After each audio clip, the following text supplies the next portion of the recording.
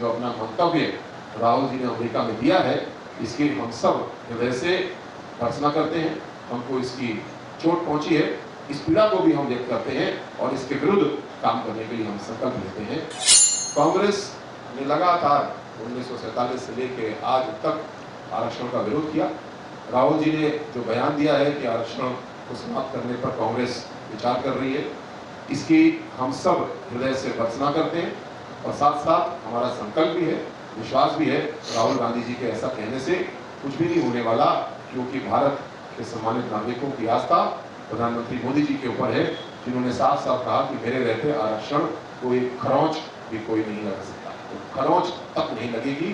राहुल गांधी जी अभी हाल में विदेश में गए और हर बार की तरह उन्होंने देश का अपमान किया। तो सरकार की आलोचना करें, हमारे नेताओं की आलोचना करें, ये स्वीकार्य है, लेकिन देश की आलोचना करने के लिए जब वो जुट जाते हैं तो निश्चित रूप से बहुत कष्ट होता है। इस बार जो उन्होंने बोला उससे कष्ट तो हुआ ही, लेकिन अचंभा नहीं हुआ, क्योंकि उनसे जब एक सवाल किया गया तो उन्होंने जवाब दिया कि कांग्रेस इस बात के लिए विचार कर रही है कि आरक्षण को समाप्त किया जाए।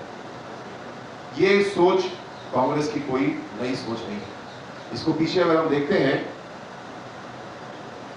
भारत के पहले प्रधानमंत्री के रूप में स्वर्गीय जवाहरलाल नेहरू जी को काम करने का मौका मिला और उन्होंने 1956 में जो काका कालेलकर रिपोर्ट बनाई गई थी, पिछड़े वर्ग को किस प्रकार आगे बढ़ाया जाए, आरक्षण दिया जाए, अन्य योजनाएं लाई जाएं, उसके लिए पहले तो बाबा साहब ने आलोचना की कि सरकार के बनने के 1 साल के बाद तक ये व्यवस्था पे विचार ही नहीं हो रहा था, क्योंकि बाबा साहब तो चाहते थे कि संविधान में ही इसकी व्यवस्था की जाए। लेकिन 1 साल के बाद बाबा साहब ने इस बात को उठाया तो फिर बड़ा रुकते रुकाते काका कालेलकर जी के अध्यक्षता में एक आयोग बनाया गया। उन्होंने पिछड़े वर्ग को किस तरह न्याय देना है इसके बारे में अपनी राय दी, बहुत अच्छे रिकमेंडेशंस दिए, लेकिन नेहरू जी ने उसको पूरी तरीके से खारिज कर दिया।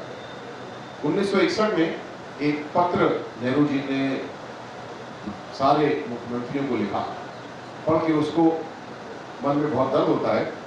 उन्होंने उसमें कहा कि आरक्षण से सरकार की क्षमता कम होती है, लोगों के अंदर ऐसे भाव आते हैं जिससे कि वो दूसरे दर्जे के हैं, ऐसी सोच उन्होंने प्रदर्शित की। हालांकि ये भी कोई अचंभे वाली बात नहीं थी, क्योंकि उससे पहले आम चुनाव 1952 में और फिर एक उपचुनाव हुआ 1954 में। डॉक्टर अंबेडकर द्वारा संसद का चुनाव लड़ाया गया और कांग्रेस ने हर संभव प्रयास किया, हर ट्रिक अपनाई और बाबा साहब को हराने का काम उन्होंने किया। ये इसलिए किया क्योंकि बाबा साहब समाज में न्याय होना चाहिए, बराबरी होना चाहिए, उसके बात को आगे बढ़ा रहे थे। और तो और धारा 370 जो कश्मीर में लागू थी, उसने इतने समय से आरक्षण से जम्मू कश्मीर के लोगों को वंचित रखा। आदरणीय मोदी जी ने इसको ठीक किया। इसके बाद इंदिरा गांधी जी के कार्यकाल की अगर मैं बात करूं तो मंडल कमीशन, एक और आयोग जिसने पिछड़ा वर्ग के चुनाव की बात की, सामाजिक न्याय की बात की, उन्होंने 1980 में जब इसकी रिपोर्ट आई तो उन्होंने इसको ठंडे बस्ते में डाला और उसके 9 साल बाद भाजपा द्वारा समर्थित सरकार ने इसको लागू करने का काम किया। यही चीज हम पाते हैं कांग्रेस में एक और प्रधानमंत्री राजीव गांधी जी की रही। उन्होंने तो गजब ही कर दिया। 1985 में उन्होंने भाषण दिया जिसमें कहा कि आरक्षण की व्यवस्था से इडियट्स, अंग्रेजी का शब्द इस्तेमाल किया, शर्म आती मुझे बोलते हुए, इडियट्स को बढ़ावा मिलता है। कैसी सोच, कैसे शब्दों का चयन, आप इसको देख सकते हैं। 1990 में जब मंडल आयोग को लागू कर चुके थे तो उन्होंने एक बहुत लंबा भाषण लोकसभा में दिया उसके विरोध में। और तो और जो बाबा साहब ने संविधान में व्यवस्था दी कि आरक्षण धर्म के आधार पर नहीं होगा, आरक्षण अस्पृश्यता, पिछड़ेपन या मुख्य धारा में न जोड़ने के कारण होगा, और उसको उन्होंने हमेशा कोशिश की कि मुस्लिम आरक्षण दिया जाए। यूपीए ने भी ऐसा किया। 2005 में आप जानते हैं कि एक अल्पसंख्यक दर्जे देते हुए विश्वविद्यालय का कानून लाया और उसमें जामिया मिलिया को और अलीगढ़ मुस्लिम विश्वविद्यालय को माइनॉरिटी के रूप में परिभाषित करने की असफल कोशिश की गई। असफल इसलिए क्योंकि माननीय उच्च न्यायालय इलाहाबाद द्वारा निर्णय दिया गया कि अलीगढ़ मुस्लिम विश्वविद्यालय माइनॉरिटी इंस्टीट्यूशन नहीं है। अब उस सुप्रीम कोर्ट में मामला है, जहाँ तक मैं समझता हूँ हियरिंग भी पूरी हो चुकी है, जजमेंट उसका जल्दी ही आने वाला है और वहाँ पे भी न्याय निश्चित रूप से मिलेगा।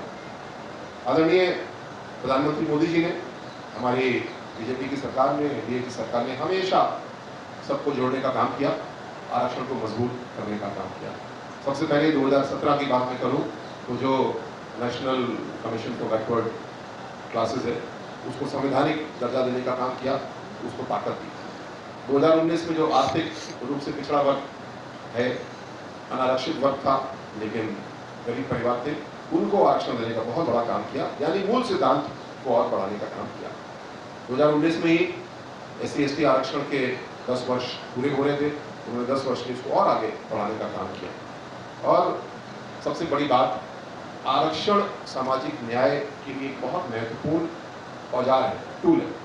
दुनिया के ज़्यादातर प्रगतिशील देश इसको प्रयोग करते हैं, कहीं पे इसको कोटा बोलते हैं, कहीं पे इसको रिप्रेजेंटेशन बोलते हैं, लेकिन मूल भाव एक ही है। और उसको सबसे खुशी की बात, विधानसभा में, लोकसभा में बहनों का सही प्रतिनिधित्व लाने के लिए 33% महिलाओं के लिए आरक्षण की व्यवस्था भी अब की जा चुकी है, जिसको क्रमानुसार एक सिस्टम बना करके लागू किया जा रहा है। तो हमारे सामने स्थिति बिल्कुल स्पष्ट है। कांग्रेस ने लगातार 1947 से लेकर आज तक आरक्षण का विरोध किया। राहुल जी ने जो बयान दिया है कि आरक्षण को समाप्त करने पर कांग्रेस विचार कर रही है, इसकी हम सब हृदय से भर्त्सना करते हैं और साथ साथ हमारा संकल्प भी है, विश्वास भी है, राहुल गांधी जी के ऐसा कहने से कुछ भी नहीं होने वाला, क्योंकि भारत के सम्मानित नागरिकों की आस्था प्रधानमंत्री मोदी जी के ऊपर है, जिन्होंने साफ साफ कहा कि मेरे रहते आरक्षण को एक खरोंच भी कोई नहीं लगा सकता, तो खरोंच तक नहीं लगेगी। लेकिन जो भाषण, जो वक्तव्य, जो अपना मंतव्य राहुल जी ने अमेरिका में दिया है, इसकी हम सब हृदय से भर्त्सना करते हैं। हमको इसकी चोट पहुंची है, इस पीड़ा को भी हम व्यक्त करते हैं और इसके विरुद्ध काम करने के लिए हम संकल्प लेते हैं। आप सभी मित्र आए, इसके लिए बहुत धन्यवाद।